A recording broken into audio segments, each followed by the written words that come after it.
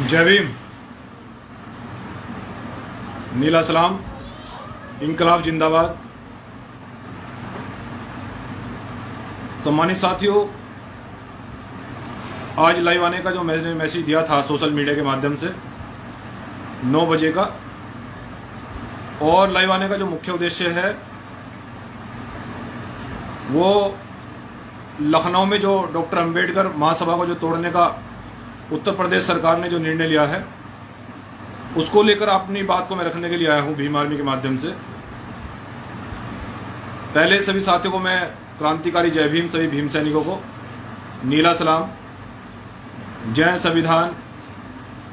सम्मानित साथियों, 1 मिनट में सभी साथी जुड़ जाएं ताकि ये मैसेज हमारे सभी साथियों तक पहुंच सके और इस मैसेज को शासन, प्रशासन और सरकार तक ये मैसेज पहुंच सके। मैं इसलिए आपसे कहना चाहता हूं कि 1 मिनट में सभी साथी जुड़ जाएं। मैं अपनी बात को रखने से पहले आपसे आग्रह कर रहा हूं कि सभी साथी इस वीडियो को ज़्यादा से ज़्यादा शेयर कर दें ताकि मेरा मैसेज सभी साथियों तक पहुंचे, क्योंकि सोशल मीडिया ही हमारे पास एक ऐसा माध्यम है। मीडिया जब भी बहुजनों के साथ उत्पीड़न होता है तो नहीं दिखाती है, और सोशल मीडिया ही हमारे पास एक ऐसा माध्यम है कि हम अपनी बात को रख सकते हैं। इसलिए सभी साथी जुड़ जाएं। आप सभी भीम सैनिकों तक मेरी आवाज पहुंच रही है? जय भीम। मैं अपनी बात को शुरू करता हूं। सम्मानित साथियों, उत्तर प्रदेश सरकार ने जो कुछ दिन पहले लखनऊ में डॉक्टर अंबेडकर महासभा को जो हटाने का निर्णय लिया है, मैं उसके विरोध करने के लिए सोशल मीडिया के माध्यम से लाइव आया हूं।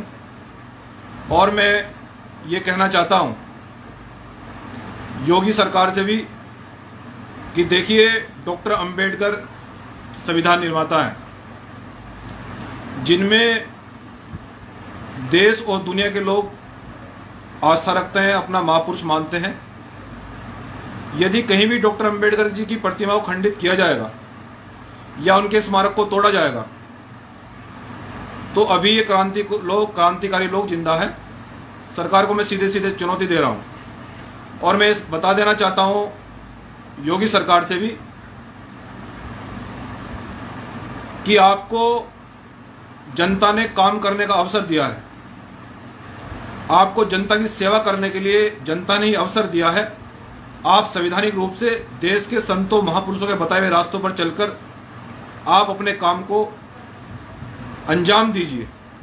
आप देश की और उत्तर प्रदेश के तरक्की के लिए सोचिए। लेकिन अगर आप लोग शायद उस अंबेडकर महासभा को इसलिए हटाना चाहते हैं कि वहां के लोग डॉक्टर अंबेडकर की बात करते हैं, संविधान निर्माता की बात करते हैं, तो मैं सरकार से कहना चाहता हूं कि अपना भ्रम दूर कर ले। और मैं ये कहना चाहता हूं कि यदि वहां से डॉक्टर अंबेडकर महासभा का अगर 1 भी ईंट हिला, अगर वहां से डॉक्टर अंबेडकर महासभा की 1 भी ईंट टूटी तो फिर हमारा गुस्सा फूटेगा, और कितना नुकसान होगा ये शायद ना हम जानते ना आप जानते हो। सीधे सीधे बता रहा हूं मैं। हम संवैधानिक लोग हैं, आप संविधान के दायरे में रहकर काम कीजिए। अगर आपको जातिगत आधार पर काम करना है, डॉक्टर अंबेडकर मिशन को, डॉक्टर बहुजन अंबेडकर मिशन को दबाने का काम करोगे तो ये किसी भी सूरत में बर्दाश्त नहीं किया जाएगा। और हम ये कहना चाहते हैं देश और प्रदेश सरकार से भी कि डॉक्टर अंबेडकर पार्क या डॉक्टर अंबेडकर स्मारक को कहीं से भी आप लोग हटाने से पहले अगर आप लोग डॉक्टर अंबेडकर से अगर इतनी घृणा करेंगे, अगर एक संविधान निर्माता से या उनके अनुयायियों से आप इतनी घृणा करेंगे, तो मजबूरन मनजीत सिंह नौटियाल को जितने भी सड़कों पर मंदिर बने हैं, जितने भी सड़कों पर सरकारी जमीनों को कब्जा कर मंदिर बनाए हैं, चाहे वो ब्राह्मण समाज से हों, चाहे वो ठाकुर समाज से हों, मजबूरन मुझे उनका हिसाब मांगना पड़ेगा, चाहे सुप्रीम कोर्ट जाना पड़े, चाहे हमें अंतर्राष्ट्रीय कोर्ट जाना पड़े।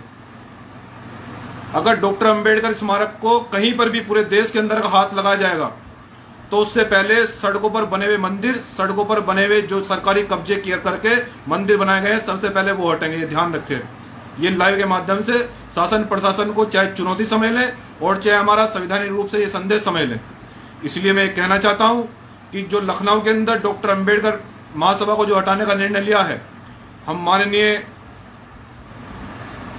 सुप्रीम कोर्ट, माननीय हाई कोर्ट से ये अपील करते हैं कि आप इस मामले को बहुत जल्दी संज्ञान में लें, क्योंकि सरकार चाहती है, सरकार ने पहले भी दलितों की भावना को आहत किया है। सरकार चाहती है कि दलित रोज सड़कों पर आकर वो अपनी लड़ाई को लड़े, वो हजारों लोग रोज जेल जाएं।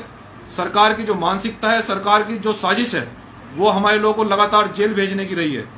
लेकिन संतों महापुरुषों के लिए अगर जेल जाना पड़ा तो सबसे पहले मंजीत सिंह नोटियाल को सरकार गिरफ्तार करे, मैं तैयार हूं। लेकिन डॉक्टर अंबेडकर महासभा की एक भी ईंट नहीं हिलने दी जाएगी। और जितने भी जातिगत आधार जिन नेताओं के दिमाग में जातिगत बदबू है, मैं उनसे बता देना चाहता हूं कि हमारी खामोशी को कमजोरी न समझा जाए। कड़े शब्दों में बता रहा हूं, हमारी खामोशी को कमजोरी न समझा जाए। हमारा बहुजन समाज जितना इस देश के अंदर उत्पीड़न हो रहा है, हम सब जानते हैं। हमारे समाज को तरह तरह से दबाया जा रहा है। हमें पल पल की पूरे देश की खबर रहती है और पूरे देश की खबर है, लेकिन ये बहुजन समाज घायल है। मैं सरकार को और प्रशासन को उत्तर प्रदेश के बताना चाहता हूं कि घायल शेर को छेड़ना कितना खतरनाक हो सकता है, ये आप अच्छी तरह से जानते हैं। घायल शेर शिकार बाद में करता है, वो जाने पहले पता नहीं क्या क्या करता है, ये न भूलने की कोशिश की जाए। और अगर तानाशाही वाली बात है तो मैं सरकार को और प्रशासन को यही बताना चाहता हूं कि हमारे जूते में दम है पूरा। हमारी खामोशी को हमारी कमजोरी न समझाए, हमारे जूते में पूरा दम है। अगर डॉक्टर अंबेडकर जी का अपमान होगा, अगर उनके स्मारकों को तोड़ा जाएगा या उनकी भावनाओं का आहत किया जाएगा या संविधान निर्माता के को उनका अपमान किया जाएगा, तो उनके अनुयायी इस देश में नहीं पूरी दुनिया के अंदर है। सरकार जान ले कान खोलकर, आपको काम करने का अवसर जनता ने दिया है, आप काम कीजिए। लेकिन अगर संविधान के साथ में छेड़छाड़ की जाएगी या डॉक्टर अंबेडकर स्मारकों के साथ में छेड़छाड़ की जाएगी, तो फिर यहाँ युद्ध भी है और बुद्ध भी है, सरकार तय कर ले। और मैं ये कहना चाहता हूं, यहाँ महात्मा गांधी जी को भी माना जाता है और शहीद उधम सिंह जी को भी माना जाता है और शहीद भगत सिंह को भी माना जाता है और भारतीय संविधान निर्माता डॉक्टर अंबेडकर जी को माना जाता है। बाकी आप समझदार हैं। और मैं अपनी बात को ज्यादा लंबी न करते हुए कहना चाहता हूं कि हो सकता है कि इस मामले में हमें हाई कोर्ट या सुप्रीम कोर्ट जाना पड़े तो चला जाएगा, लेकिन अगर सरकार ने यह निर्णय वापस नहीं लिया, मैं इस मैसेज के माध्यम से सभी साथी, शासन और प्रशासन को इस मैसेज को पहुंचा दें कि जो माहौल उत्तर प्रदेश के अंदर खराब होगा उसका जिम्मेदार शासन और प्रशासन उत्तर प्रदेश का होगा।